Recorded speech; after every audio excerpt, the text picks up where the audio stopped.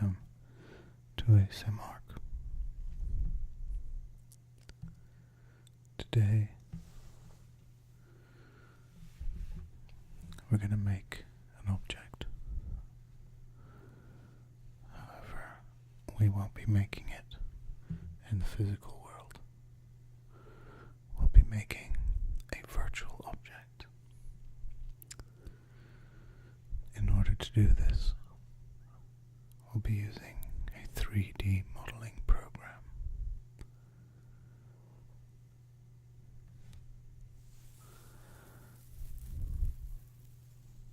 The program that I like to use most often is one called Fusion 360. Fusion 360 is an extremely powerful tool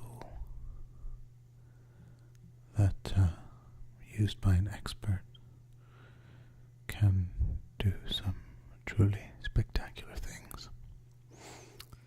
I, however, am an amateur, so my use is quite basic.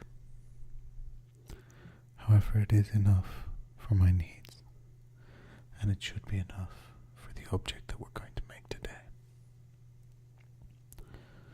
The object in question is going to be one of the braces for a camera mount design that I am putting together for use recording at my desk. This will greatly aid me in future when I record videos.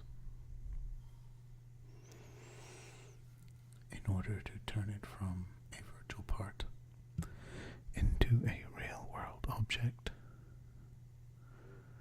we will use a 3D printer.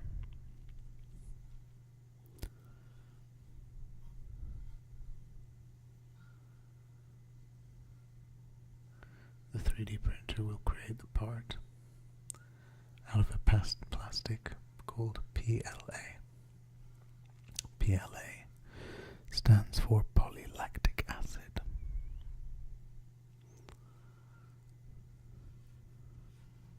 Now,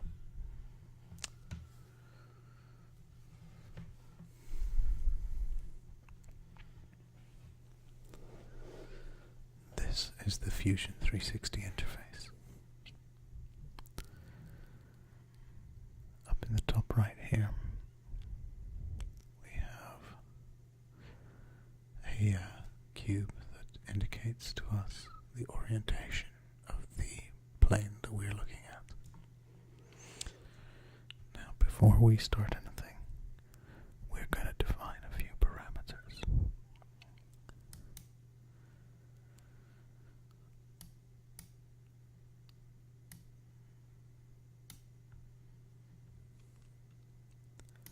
These parameters are going to help us later on when we set out the dimensions of our object.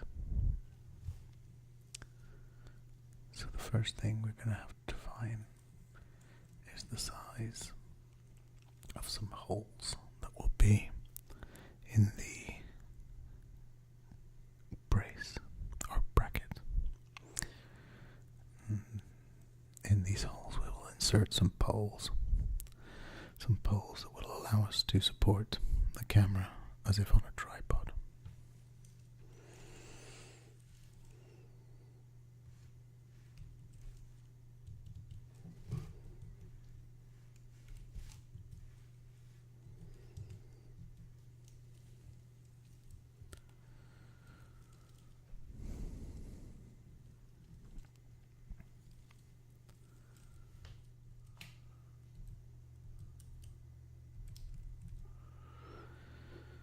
So the inner tube diameter will be 8 millimeters, as this is the width of the poles that I will be using.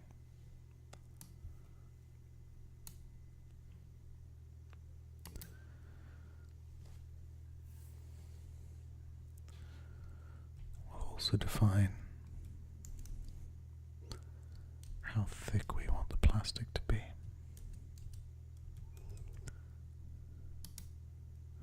And 2 millimeters should be thick enough to create a nice sturdy object.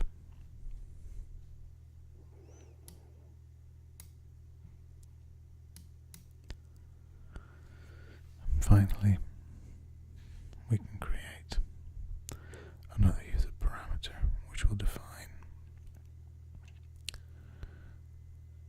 the total size of the tube on the outside.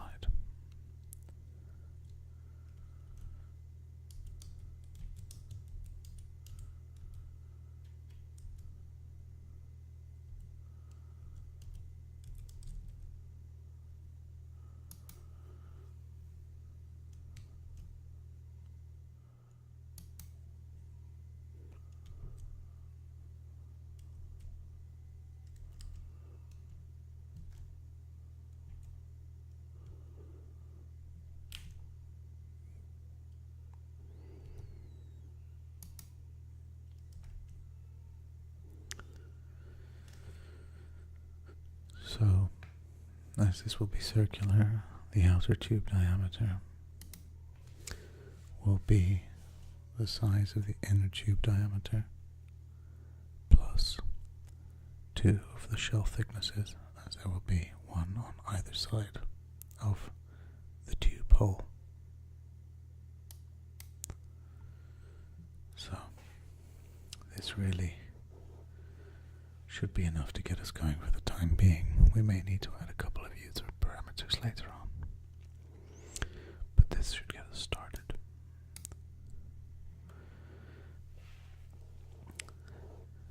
Now, the standard way that I begin a design in Fusion 360 is with a sketch. A good sketch is fundamental, as that will be the basis of your 3D object later on. So let's start by putting in a circle. We must choose our plane that we're going to draw on. So I will draw on the XY plane.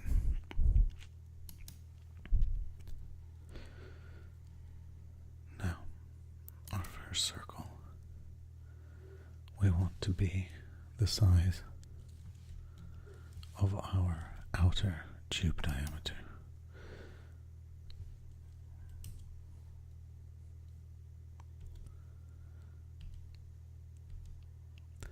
And as we can see, that has created a nice circle that has locked it in at 12 millimeters, which is exactly what we want. Now,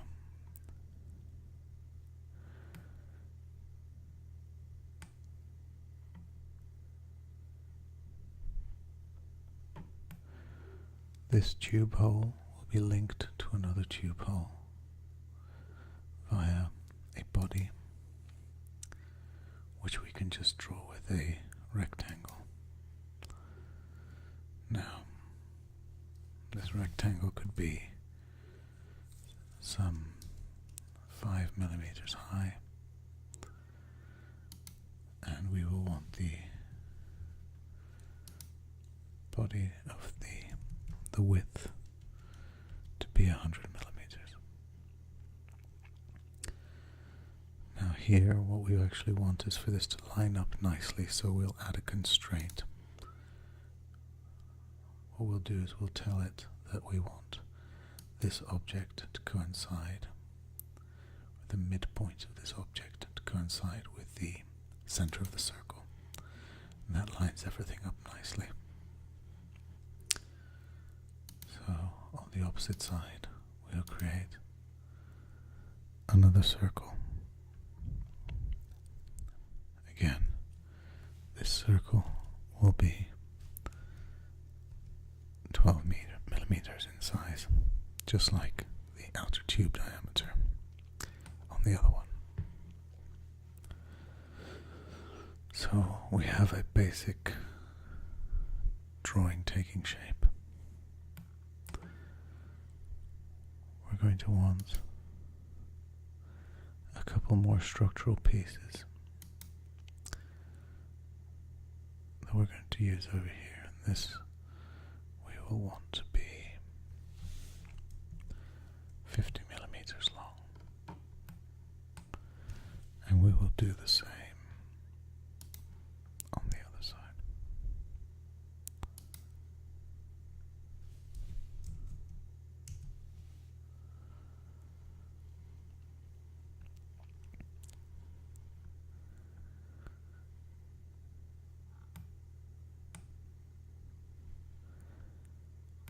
Finally, we need to create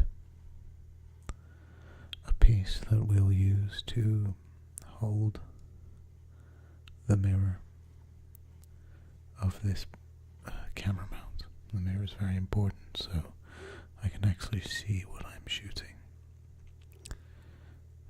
Now, this mirror mount has to be at an angle. So, what we'll do here is we'll pop in a little line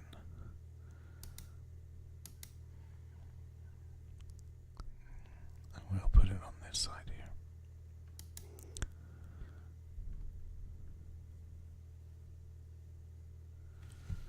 So we'll give this 50 millimeters.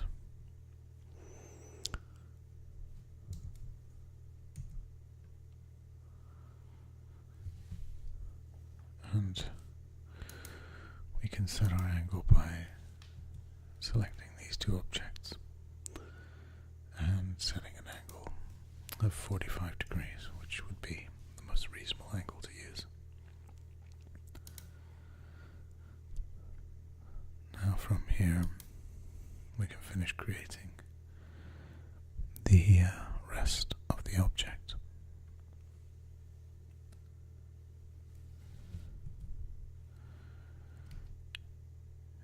Make this line the width of our shell thickness.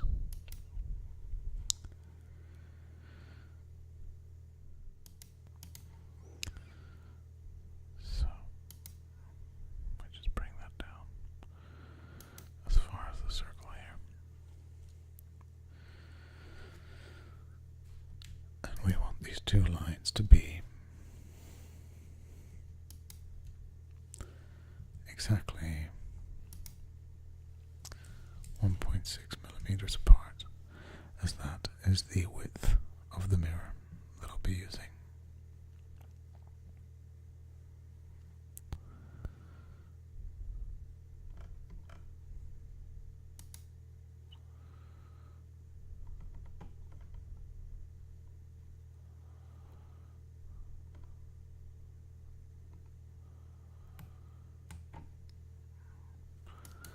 I'll add in another constraint here of the oil.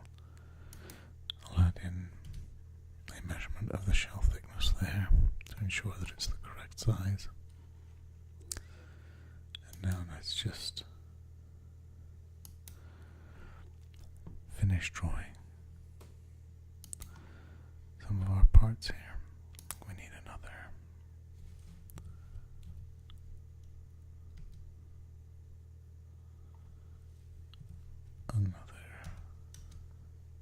line here determining our shell thickness. Okay, so now we've got most of the drawing done. We just need a couple of spline curves. These will allow us to create some thicker, more solid lines or shapes for this object once it's 3D printed, because something that just has this tiny thin join here would quite easily snap. So let's just put in a line here, and then we can take this line and we can bend it.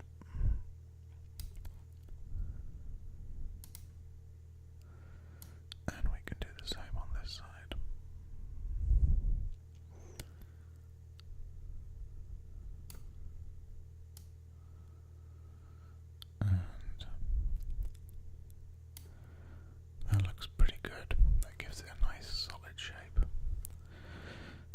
the same over here. We'll add a little spline. And we'll just take that over to this corner here.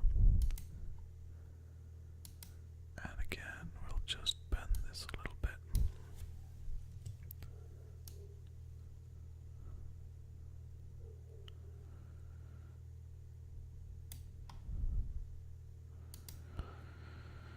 And we'll also bend this one here a little bit.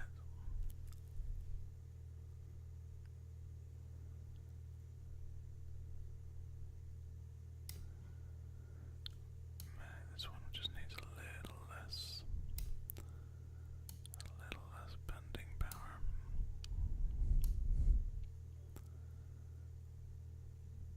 There we go, that looks good. Now that should be quite a nice solid shape. Okay.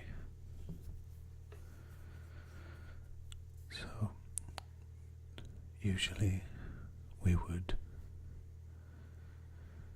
add in some further constraints to make sure that we can't sort of move pieces of this diagram around, as you can see that I'm doing here. Any blue lines should really be made to disappear by adding constraints. And we could do that by adding things like tangents, ensuring that these lines are always tangential to the circles that they intersect with. And in fact, we can do that here as well. Okay. So,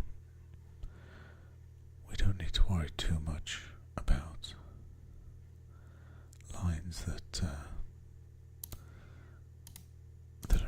are not constrained, but it's useful to do these sorts of things to ensure that your diagram doesn't get unexpectedly changed. Now, we won't worry about this blue line here. It doesn't seem to want to be further constrained. So that's okay. Alright. So this completes our sketch. We can now stop the sketch. And we see that we have this rather pleasing shape. Our next step is going to be to start creating a 3D object. In order to do this, I'll use the Create menu and we will extrude our sketch. So let's start with our tubes. We're going to extrude those 50 millimeters.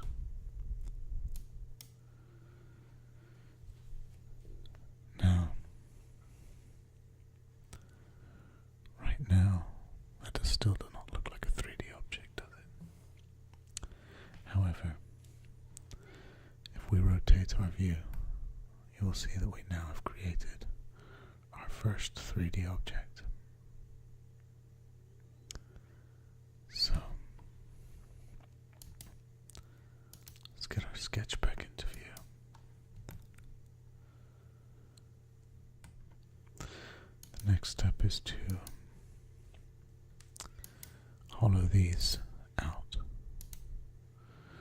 So we will use the shell command, which, as you can see, has created a nice hollow tube, and we've told it to make it the shell thickness, which was defined earlier as 2 millimeters. So we now have some hollow tubes.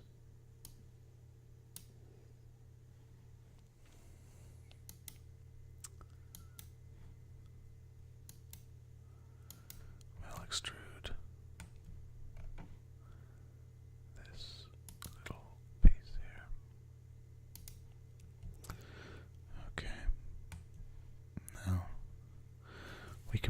out slightly less than the tube holes. There we go.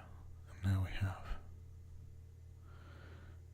a nice support to hold our tubes together.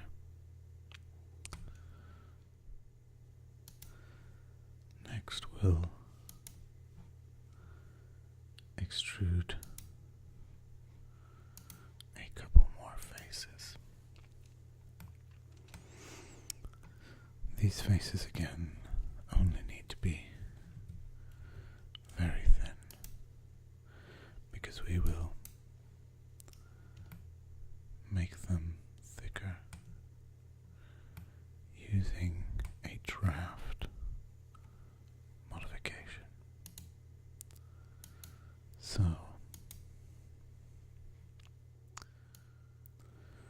we extend our model out by a number of degrees.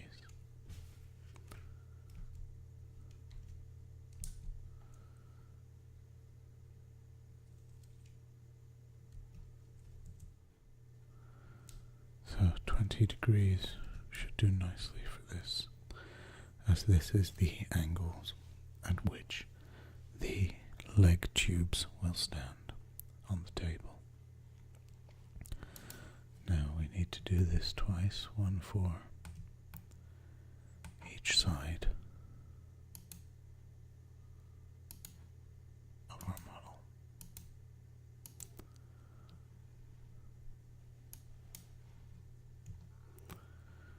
Okay, it's taking shape quite nicely.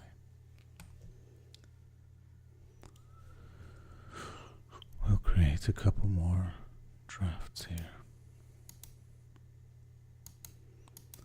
in order to give us the right shape.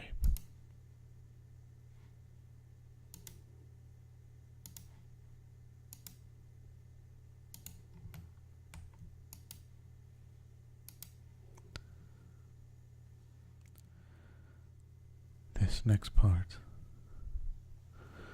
requires adding a couple of extra sketches at a slightly complicated angle.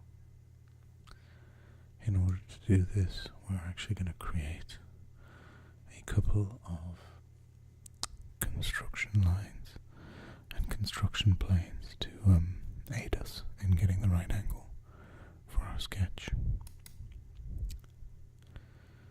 So we'll start by adding an axis perpendicular to a face at a point. So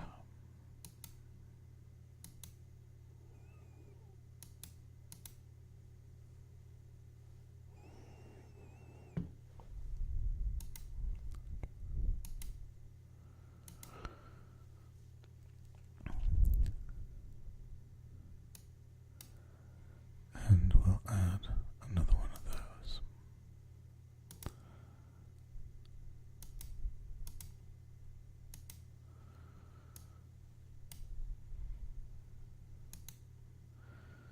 And we'll do the same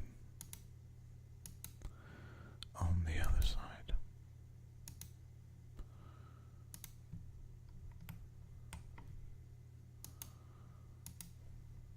Now, this looks a little difficult to imagine right now, but what this will allow us to do is create a plane which allows us to draw down this angle here. And the reason for this will become clear very soon.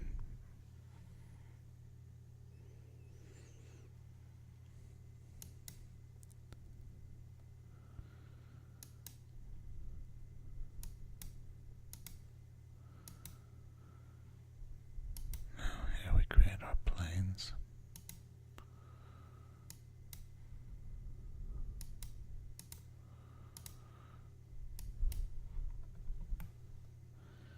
And we'll now be able to draw on these planes.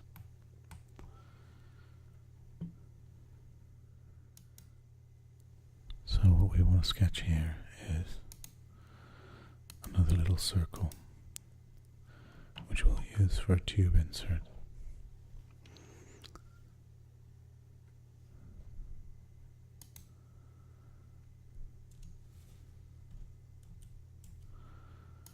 As before, we want this to be 12 millimeters.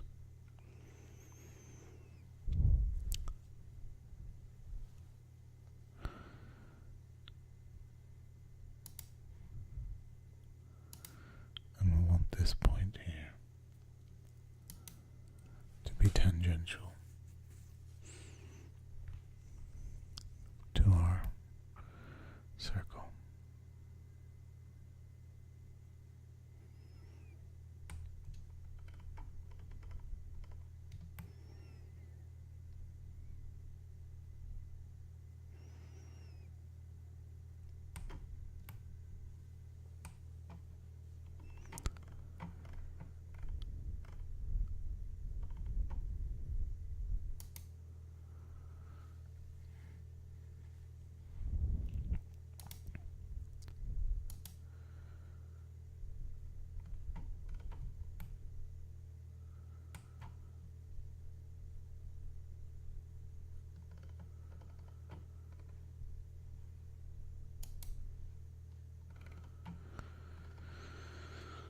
Now we'll want to do the same on the other side.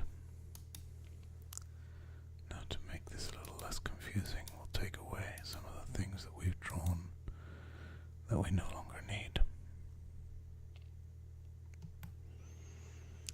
And we'll just leave the ones that we do.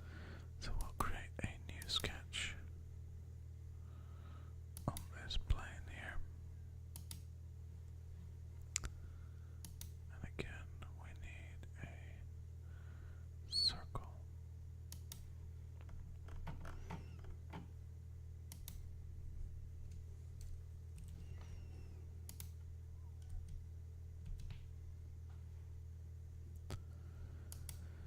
And once more, I would like this circle to be tangential to the three-dimensional object. These slightly awkwardly placed circles now need to be extruded as well. These ones, however, we will not extrude by a specific distance. What we will do is we will extrude them from a plane or an object to a plane or an object. So we'll start with this back plate here, and we'll extrude them all the way to this edge here. Now it's currently highlighting our object in red because it believes that we're creating a cut, i.e. we're subtracting it from the rest of the object. We change that to new body to add it as a new object that interacts with our current one. Now we have this object created. We're going to go and do the same on our other face. So let's extrude this. And once again, we'll take it from the back plane all the way to the front. And once again, we want a new body. Okay. This is starting to take shape. Now you can see we have two further tubes into which we will insert the poles that we will use to create this camera mount. But we're missing the holes, so let's shell these surfaces the shell thickness we defined. And there we go. We have almost finished. The last thing we need to do is to extrude our mirror mount.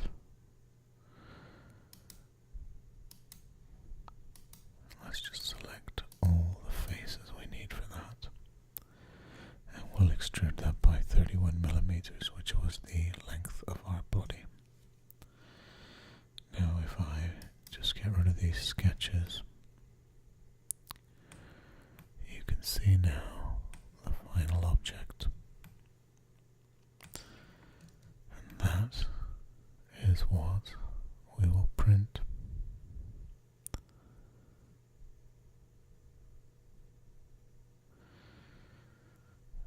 As you can see, one side of the object is completely flat, and that is because that will be where the print starts. It will begin at the back and it will build it up layer by layer into this object that you see here.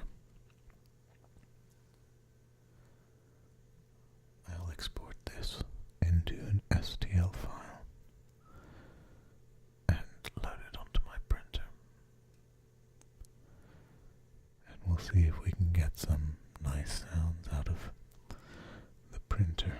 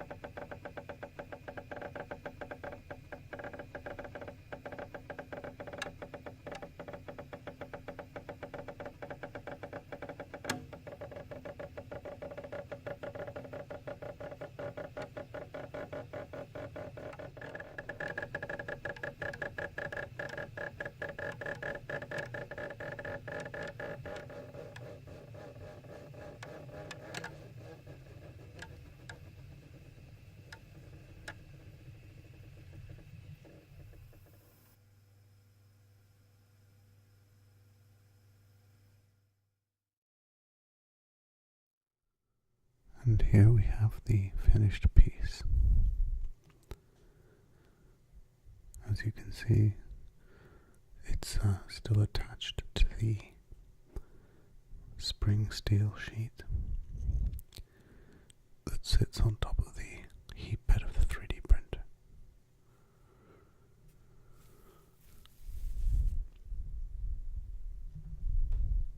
Once the print has finished, you can remove this to allow you to more easily peel the piece off. Down here we can see the purge line, where the printer at the start of the print purges any old plastic that's left over inside and ensures that it's starting with a nice flow when it gets to the main piece. Here we can see the external perimeter. What's called a skirt in 3D printing terminology. This little outline around the piece marks out the area that the print is going to take up on the base, and it's used on the first few layers to ensure that adequate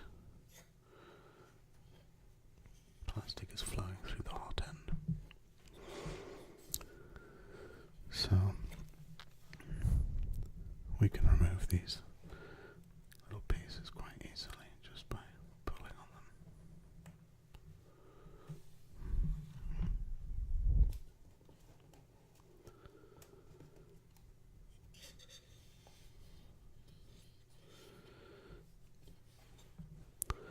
On more difficult pieces, you can pick this sheet up and you can bend it. You can bend it like this to allow the piece to crack off. There we go. This piece in particular would have come off nice and easily anyway, as it's quite a rigid and thick structure. Let's remove the skirt from the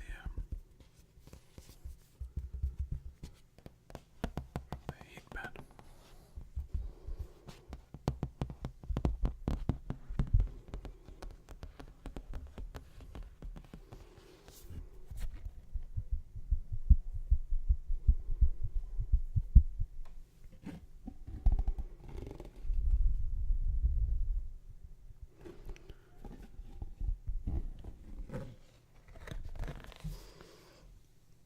We'll put that to one side.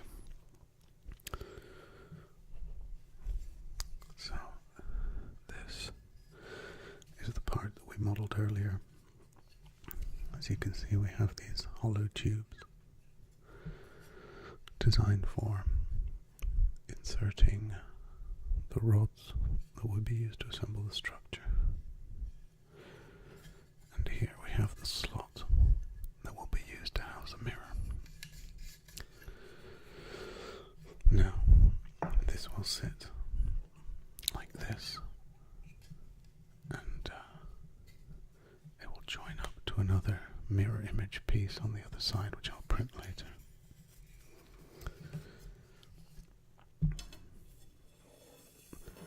The tubes we will use are fiberglass tubes taken from an old tent that I no longer need, and these slide into these holes perfectly, as we measured everything with a digital caliper before starting. There we go. I will record requires 6 of these tubes, 2 to join the 2 end pieces together, and 4 for the legs.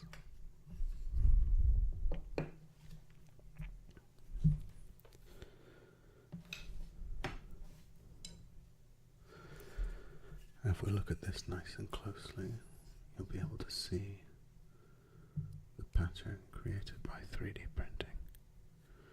You can see these lines where the printer has followed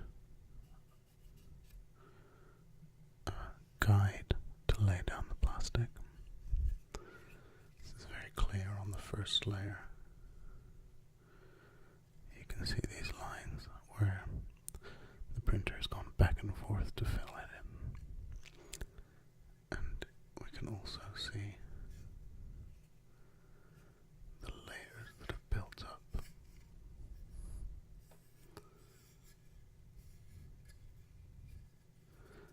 And we can probably see it most clearly on this tube here, where we can see each layer steps back a little bit, just one layer at a time. And each layer is 0.2 millimeters. That's a fifth of a millimeter. That's considered a fairly low resolution print nowadays. The printer I use is capable of going right down to 0.05 of a millimeter, so a 20th of a millimeter. And with that you get some very, very accurate, very nice designs. But for this part we didn't need something so detailed, we just needed it to be functional.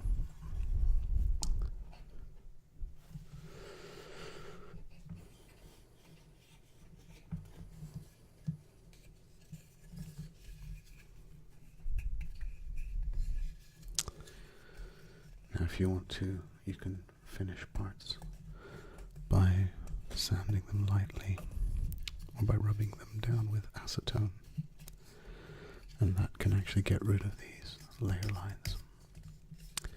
But as I said, we're not making any fine detailed models. We are just making a part that is designed to work, not to be pretty. Although it does have a slightly appealing aesthetic to it. Puts me in mind of Cardassian architecture, for any Star Trek fans out there. Okay. Well, I hope you've enjoyed this video. And if you've fallen asleep, I wish you sweet dreams. And if you're still here, wish you a good night or a good day or whatever time it is where